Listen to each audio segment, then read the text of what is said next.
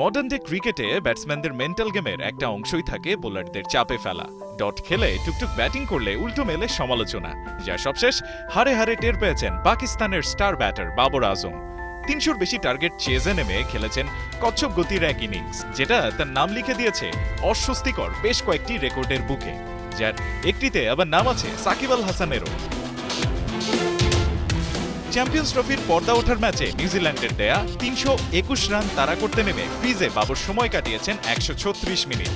50 করতে খরচ করেছেন ৮১ বল, শেষমেশ ৯০ বল খেলে আউট হয়েছেন ৬৪ রানে। স্ট্রাইক রেট ছিল ৭১.১১, যেটা তার ওয়ানডে ক্যারিয়ারের ৫ নম্বর ধীরগতির ইনিংস, আর চ্যাম্পিয়ন্স ট্রফির ইতিহাসেই পাকিস্তানি ব্যাটারদের মধ্যে দ্বিতীয় ধীরগতির 50।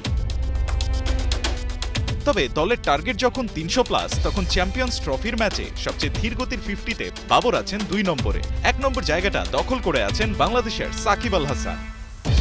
২০০৬ সালের চ্যাম্পিয়ন্স ট্রফির ম্যাচে শ্রীলঙ্কার বিপক্ষে ৩০৩ রানের টার্গেটে ব্যাট করতে নেমে সাকিবের স্ট্রাইক রেট ছিল ৬২.৬১।